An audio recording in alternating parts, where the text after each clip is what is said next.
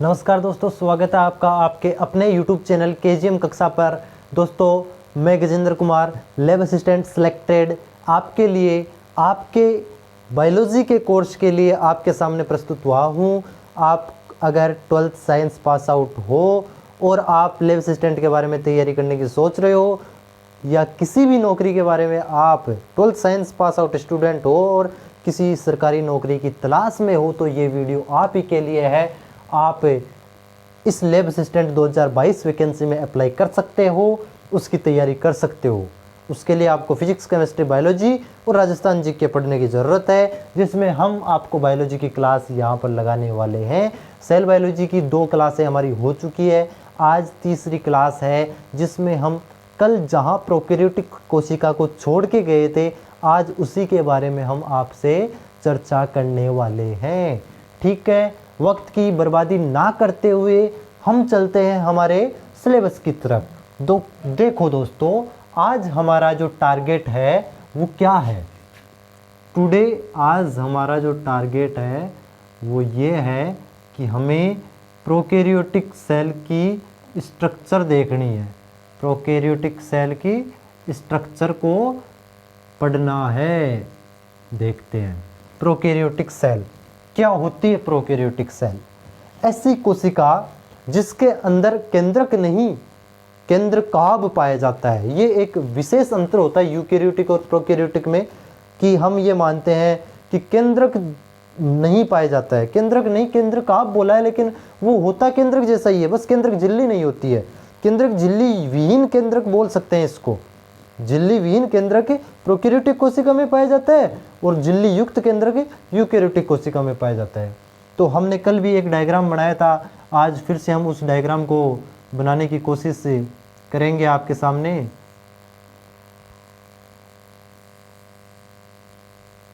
ये मान लो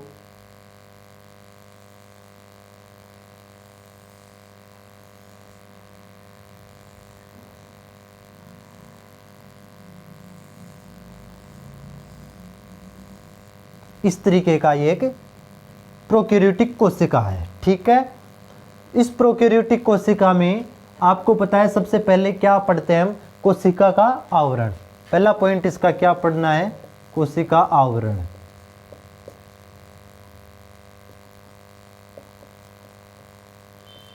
ठीक है, तो कोशिका आवरण कौन सा है, कितने आवरण होते हैं इसमें? 3 कोशिका के आवरण होते हैं। पहला तो ये हो गया क्या,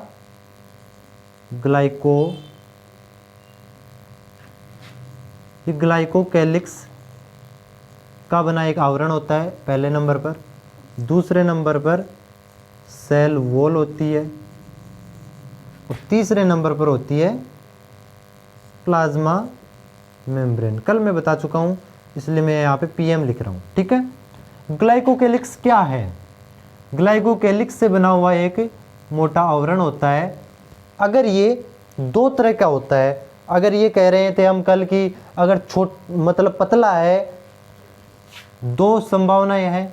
एक तो हो सकता है ये मोटा हो, कठोर हो। एक हो सकता है ये पतला हो और सॉफ्ट को क्या बोलते हैं, कोमल हो। तब इसे तो बोलते हैं कैप्सूल। इसी ग्लाइकोकैलिक्स को क्या बोल देंगे हम, कैप्सूल। और अगर पतला होगा ग्लाइकोकैलिक्स और कोमल होगा तो उसे क्या बोल देते हैं, स्लाइम बोल देते हैं। तो आपको कंफ्यूजन नहीं होना है कि कैप्सूल क्या है, स्लाइम क्या है और ग्लाइकोकैलिक्स क्या है। ग्लाइकोकैलिक्स की संभावना, इफ मैं लगा रहा हूं, इफ इधर भी लगा देता हूं, कि यदि ग्लाइकोकैलिक्स पतला होता है तो इसे कहते हैं स्लाइम, ग्लाइकोकैलिक्स मोटा और कठोर होता है तो इसे कहते हैं कैप्सूल। अब किसमें मिलता है कैप्सूल और किसमें मिलता है स्लाइम? तो देखो दोस्तों, अगर कैप्सूल जो होता है ये मिलता है ग्राम नेगेटिव बैक्टीरिया में। ग्राम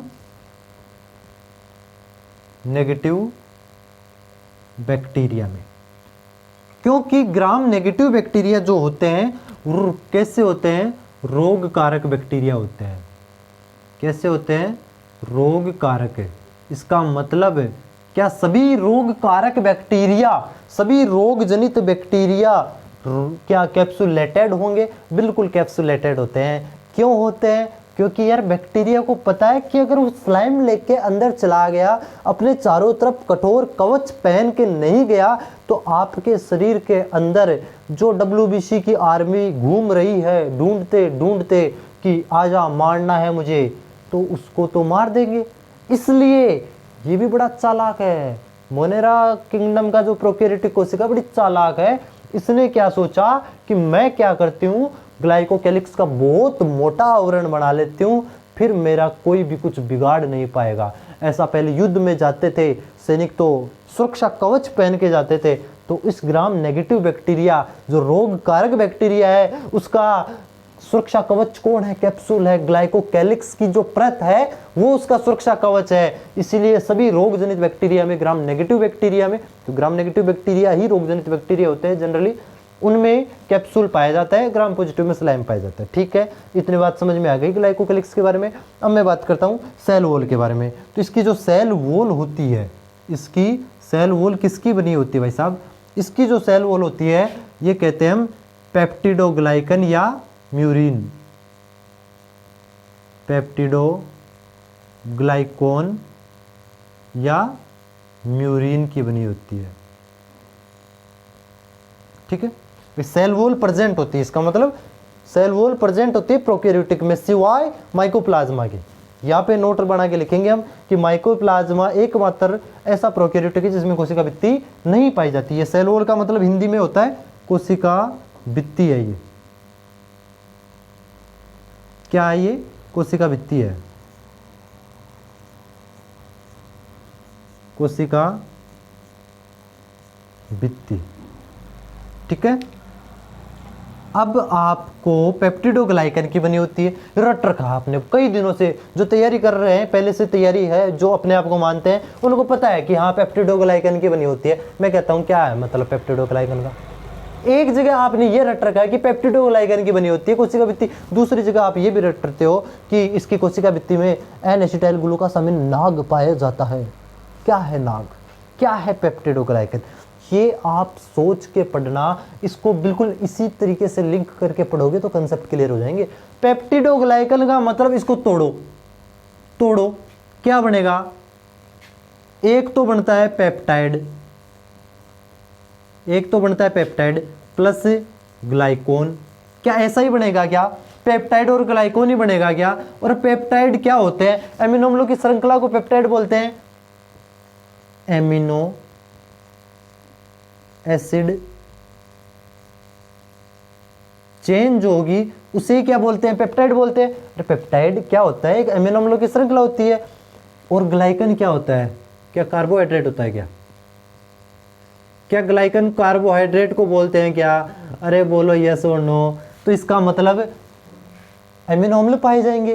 अरे पेप्टाइड तो एमिनो अम्लों का ही बना होता है, पेप्टाइड कार्बोहाइड्रेट ग्लाइकन का बना होता है, ग्लाइकन कार्बोहाइड्रेट का बना होता है। तो अब यहाँ पर पढ़ते हैं कि सेल वॉल होती कैसी होती है, क्या होता है उसकी सेल वॉल में आखिर में? तो उसकी सेल वॉल में कुछ एमिनो अम्ल होंगे और कुछ कार्बोहाइड्रेट होगा। तो कौन सा एमिनो अम्ल होता है, कौन सा कार्बोहाइड्रेट होता है? एमिनो अम्ल की बात करें तो 4 प्रकार के एमिनो अम्ल होते हैं। 4 प्रकार के amino acid.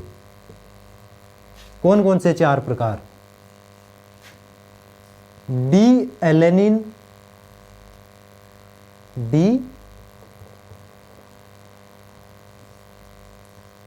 Alanine, L alanine, D glutamic acid, D glutamic acid और एल लाइसिन, एल लाइसिन या DPA। 3 तो ये तो कॉमन है, ये तो कॉमन है, कॉमन। और ये एल में क्या होता है? लाइसिन अलग में, DPA अलग में। अगर लाइसिन है तो उसका मतलब वो कैसा हो गया? Gram positive, gram positive bacteria में, और DPA किस में होगा? ग्राम नेगेटिव बैक्टीरिया में, ग्राम नेगेटिव बैक्टीरिया में। DPA का मतलब होता है डाई एमाइन पामेलिक, पामेलिक है दोस्तों, पामेटिक नहीं है ये, पामेलिक, डाई एमिन पामेलिक एसिड, इसका मतलब होता है DPA का। ठीक है, अगर उस कोशिका भित्ति में D alanine, L alanine, D glutamic acid, L lysine है तो वो कैसा होगा? Gram positive bacteria. और अगर ये एल लाइसिन की जगह में DPA डाई एमिन पामेलिक एसिड है तो कैसा हो जाएगा? ग्राम नेगेटिव बैक्टीरिया होता है। तो अच्छा, इसका मतलब तो ये तो ठीक है सर, हमें alanine, alanine, glutamic acid, lysine ये समझ में आता है, लेकिन ये DL ये क्या है? अरे D और L क्या है दोस्तों? D और L आपने अगर केमिस्ट्री पढ़ी हो तो वहाँ पे पढ़ते हैं डेक्स्ट्रो रोटेटरी और लीवो रोटेटरी, दक्षिणावर्त और वामावर्त को बोलते हैं भाई। एक साइड में अगर D साइड में जुड़ा होता है, DL विन्यास पढ़ना आप ऑर्गेनिक केमिस्ट्री में, तो इसका मतलब D और L का मतलब क्या है? डेक्स्ट्रो रोटेटरी है इसका मतलब, इसका मतलब है लीवो रोटेटरी। यहां पे लिख देता हूं मैं, डेक्स्ट्रो रोटेटरी, इसका मतलब है लीवो रोटेटरी। ठीक है, इसका मतलब ये हो गया लीवो रोटेटरी, और इसका मतलब डेक्स्ट्रो रोटेटरी। समझ में आ गई? अच्छा ठीक है सर, एमिनो एसिड की चेन मतलब पेप्टाइड समझ में आ गया हमारे। अब कार्बोहाइड्रेट भी बता दो जल्दी से, हमारे से रहा नहीं जा रहा है। कार्बोहाइड्रेट कौन सा होता है? 2 प्रकार के कार्बोहाइड्रेट होते हैं। 2 प्रकार कौन कौन से हैं भाई साहब? देखो, एक तो होगा नाग और एक होगा नाम। नाग का मतलब है एन एसिटाइल ग्लूकासामीन, ग्लाइकोनिक ग्लूका, ग्लूकासामाइन, ये पॉलीसेकेराइड होता है। और ये होता है एन एसिटाइल म्यूरामिक एसिड,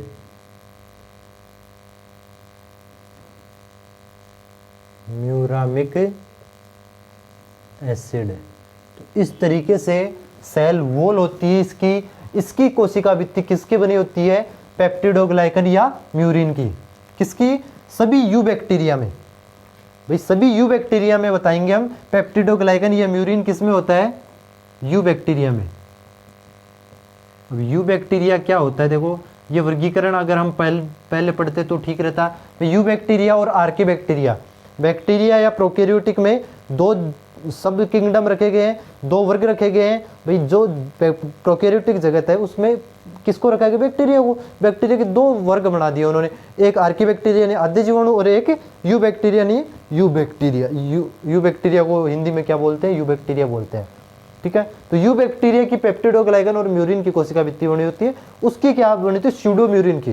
जो आर्की बैक्टीरिया होता है उसकी स्यूडोम्यूरिन की कोशिका भित्ति होती है। यहां पे लिख लो चाहे तो,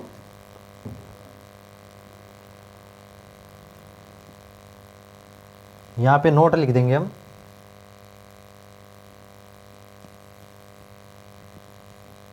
यहां पे एक नोट दे देते हैं आपको कि आद्य जीवाणु की कोशिका भित्ति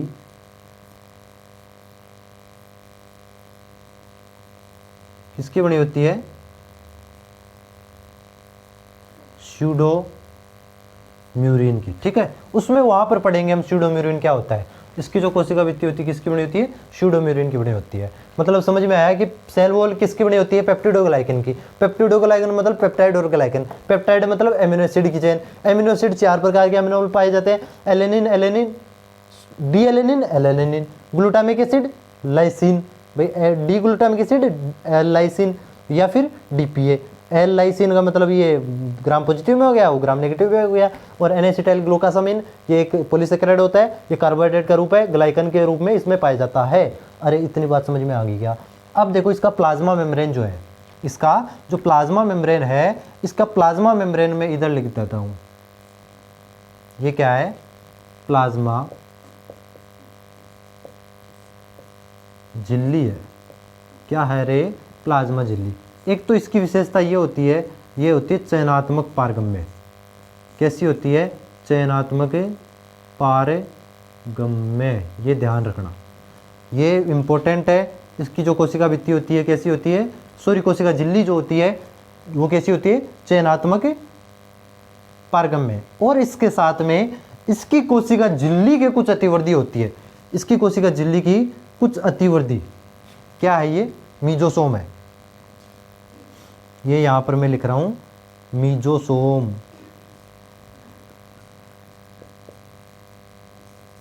और ये क्या है, मैं इधर लिख रहा हूं क्रोमेटोफोर।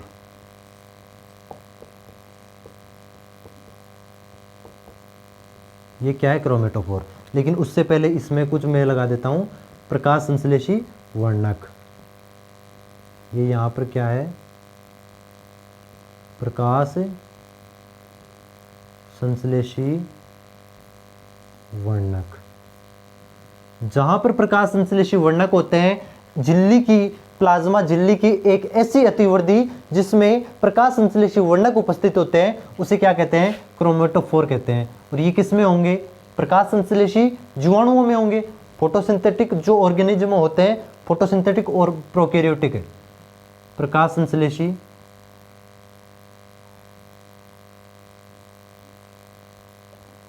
प्रोकैरियोटिक में मिलेंगे। ये कहाँ मिलेंगे, प्रकाश संश्लेषी प्रोकैरियोटिक में मिलेंगे। अब प्रकाश संश्लेषी प्रोकैरियोटिक कौन हो गया, जैसे मान लो बीजीए हो गया, ब्लू ग्रीन एल्गी है, तो उसमें ये मिलेगा। ग्रीन सल्फर बैक्टीरिया हो गया, पर्पल सल्फर बैक्टीरिया हो गया, ग्रीन सल्फर बैक्टीरिया हो गया, तो इन सब में मिलता है। मीजोसोम क्या होता है, मीजोसोम के बारे में मैं लिखता हूं यहां पर,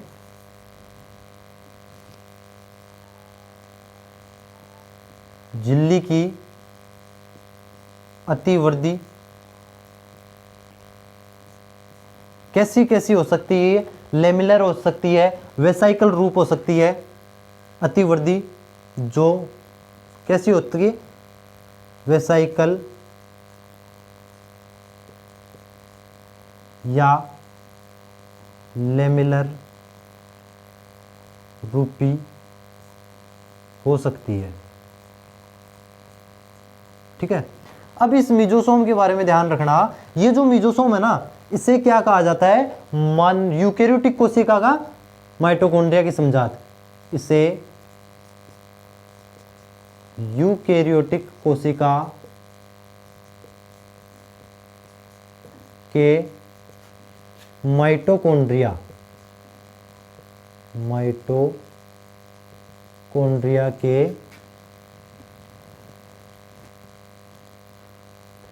इसको मिटा देता हूं मैं, इधर लिख देंगे बाद में, माइटोकॉन्ड्रिया के समझात माना जाता है, क्योंकि इसमें श्वसन के एंजाइम होते हैं। भाई यूकेरियोटिक कोशिका में तो श्वसन के एंजाइम कहाँ रहते हैं, माइटोकॉन्ड्रिया में, और प्रोकैरियोटिक कोशिका में श्वसन के एंजाइम होते हैं क्योंकि इसमें श्वसन के एंजाइम होते हैं, श्वसन के एंजाइम होते हैं। मतलब ये बहुत इंपॉर्टेंट बात है भाई साहब, श्वसन के एंजाइम प्रोकैरियोटिक कोशिका में किस में होते हैं, श्वसन के एंजाइम किस में होते हैं, अरे किस में होते हैं, श्वसन के एंजाइम किस में होते हैं, मीजोसोम में होते हैं। मीजोसोम क्या है, प्लाज्मा मेम्ब्रेन की एक अतिवृद्धि है जिसके अंदर क्या क्या भरा रहता है, श्वसनीय एंजाइम भरे रहते हैं। मैं इसमें कहूं क्या, ये श्वसन एंजाइम है।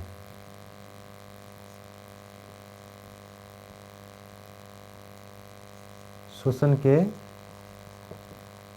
एंजाइम, ठीक है, श्वसन के एंजाइम भरे हैं, इसलिए इसको क्या बोला है, मीजोसोम बोला है। इसके कार्य क्या है, इस मीजोसोम के कार्य क्या है, कई बार सवाल आ गया है। अरे सवाल आ गया है इसमें, मतलब डीएनए प्रतिकृतिकरण में, डीएनए प्रतिकृतिकरण में सहायक होता है ये मीजोसोम। इसके अलावा ये पुत्री कोशिकाओं के डॉटर सेल के डिस्ट्रीब्यूशन में भी काम करता है ये। इसके साथ में एटीपी निर्माण में, एटीपी, अरे श्वसन होगा तभी तो एटीपी बनेगा, एटीपी निर्माण में। इसके अलावा एंजाइमेटिक एक्टिविटी का सरफेस एरिया बढ़ा रहा है ये, क्योंकि इसके अंदर एंजाइम है और एंजाइम के सतही क्षेत्रफल को बढ़ाता है ये। एंजाइमेटिक एक्टिविटी के increase the surface area of enzymatic activity.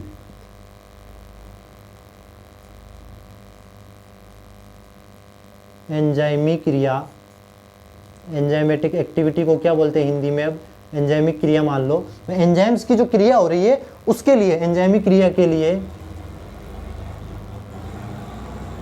सतही क्षेत्रफल बढ़ाते हैं। और आप एनसीईआरटी में पढ़ना, एनसीईआरटी में क्या दे रखा है, कुछ आपको पॉइंट मिलेंगे, वो पॉइंट आपको नोट करने हैं इसमें, ठीक है। यहां पर मैं लिख देता हूं, ये लीवो रोटेटरी है, ये डेक्स्ट्रो रोटेटरी है, इसके लिए है ये, ठीक है, और ये लीवो रोटेटरी है।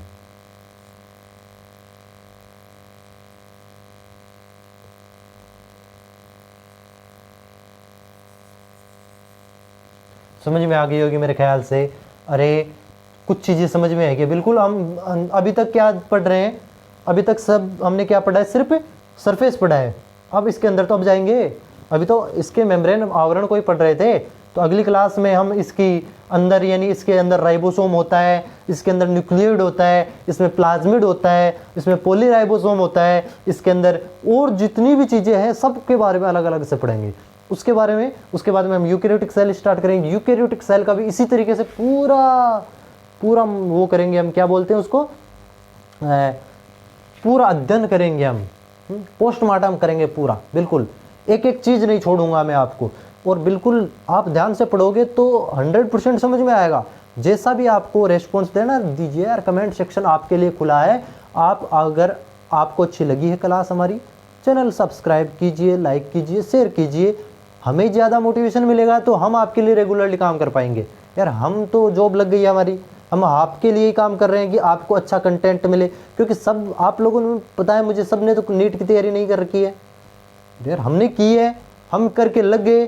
तो क्या हम, मतलब आपका अधिकार नहीं है कि इस जॉब पे? बिल्कुल अधिकार है। आप पढ़ाई करो, मेहनत करो, जिस तरीके से हमने मेहनत की उस तरीके से आप भी मेहनत करो। हमने 1 गुना मेहनत किया, आप 2 गुना करो, हम 2 गुना करें, आप 4 गुना करो।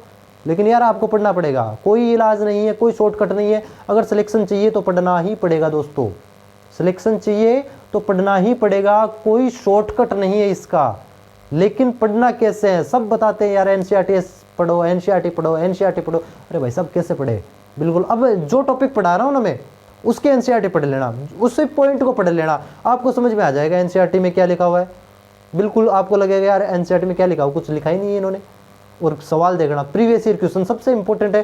पेपर का सबसे पहले सिलेबस निकलवाओ, तैयारी करनी है किसी भी भर्ती की, सबसे पहले सिलेबस निकलवाओ यार। उसके बाद में उसके टॉपिक को पकड़ो कि आज मुझे कोशिका के बारे में, कोशिका आएगा, कोशिका के बारे में मुझे ये टॉपिक कंप्लीट करना है तो करना है भाई साहब। ऐसे किताब लेके बैठने से कुछ नहीं होगा। मैं 10 घंटे बैठता हूँ, मैं 18 घंटे बैठता हूँ, मैं 13 घंटे बैठता हूँ, मैं 20 घंटे पढ़ाई करता हूँ, कोई मतलब नहीं, कोई तुक नहीं इन बातों का। जितनी भी पढ़ाई करनी है टॉपिक लो यार, कि मुझे ये कंप्लीट करना है, आज हो रहा तो आज करना है, कल हो रहा तो कल करना है, कैसे भी करना है, पहले ये टॉपिक छेड़ लिए तो कंप्लीट करना ही है मुझे। समझ में आ रही है बातें? फिजिक्स को टाइम दो, केमिस्ट्री को टाइम दो, न्यूमेरिकल सोल्व करो, क्वेश्चन सोल्व करो यार। ऐसे थोड़ी मिल जाती है। अब कहने को कह देते हैं यार नीट की तैयारी कर ली थी उसने, हो गया लेब असिस्टेंट में। अरे तो नीट की तैयारी में मेहनत की थी, नीट में मेहनत की थी तब हुआ ना लेब असिस्टेंट में। तो उतनी मेहनत आप भी करो, उनके जैसे ही आप प्रीवियस ईयर क्वेश्चंस के सोल्व करो यार। नीट के बच्चे हैं वो, पता नहीं आपको कितने तो क्वेश्चन लगा लेते हैं, कोई हजारों क्वेश्चन तो वो लगा लेते हैं। टॉपिक पढ़ते हैं, कई बार सवाल सोल्व कर लेते हैं। चैप्टर प्रीवियस ईयर क्वेश्चन तो 100% करते ही हैं। न्यूमेरिकल्स, फिजिक्स में, फिजिकल केमिस्ट्री में न्यूमेरिकल सोल्व करो। वो बच्चे न्यूमेरिकल सोल्व कर रहे हैं, आपको भी करना पड़ेगा उनके बराबर के लिए। अगर चीज़ समझ में नहीं आ रही तो समझो, 10th पास करके ही वो बायोलॉजी में गए, 10th पास करके ही आप बायोलॉजी में गए हो, कोई फर्क नहीं है। सिर्फ आपके मन का भेद है। मैथ वाला बच्चा फिजिक्स अच्छा कर लेता है, क्यों? क्योंकि वो भी तो यार 10th से पास करके गया है। 10th तेरे पास में बैठा था, 10th में उसके कम मार्क्स आए होंगे भले ही तेरे से, लेकिन फिर भी वो फिजिक्स में इंटेलिजेंट है क्योंकि उसने बेसिक चीज़ें तैयार कर ली मैथमेटिक्स में। तो उसी तरीके से बायोलॉजी में आपको बेसिक चीज़ें कंप्लीट करनी पड़ेगी। एक चीज़ मेरी ध्यान रखना दोस्तों, एक चीज़ बता रहा हूँ हमेशा ही हमेशा के लिए याद रखना, अगर आपको सब्जेक्ट का नॉलेज है, अगर आपको सब्जेक्ट का नॉलेज है तो आप एक बार नहीं 1000 बार सफल होंगे। आप एक नौकरी नहीं 1000 नौकरी लग जाओगे। एक रह गई यार, कोई बात नहीं, लैब असिस्टेंट नहीं लग पा रहे हो आप, लेकिन तैयारी अगर आपने दिल से की है आप सेकंड ग्रेड लगोगे। सेकंड ग्रेड नहीं लग पाए कोई बात नहीं, तैयारी की है दिल से, सब्जेक्ट नॉलेज है, फर्स्ट ग्रेड लगोगे। फर्स्ट ग्रेड नहीं लगे, नेट होगी, नेट नहीं होगी तो कुछ ना कुछ में मतलब एसीएफ होगा, कहीं ना कहीं आप जरूर लगोगे। और सब्जेक्ट नॉलेज हो गई तो उसके बाद में आपके लिए हर एक एग्जाम आसान हो जाएगा, ये मेरा वादा है। बस सब्जेक्ट मजबूत कर लो, अपना सब्जेक्ट मजबूत कर लो। ठीक है दोस्तों, आज के लिए इतना ही। मिलते हैं अगली क्लास में, अगले पॉइंट की तरफ चलेंगे, इस प्रोकैरियोटिक सेल के अंदर की तरफ चलेंगे। अभी तो हमने बार से इसका पोस्टमार्टम किया है, अब इसके अंदर जाके एक पोस्टमार्टम करेंगे। तब तक के लिए have a nice day and आप अपने परिवार के जनों के साथ में रहिए, उनके साथ में हंसते रहिए, मुस्कुराते रहिए और आप अब हमें इजाज़त दें। धन्यवाद।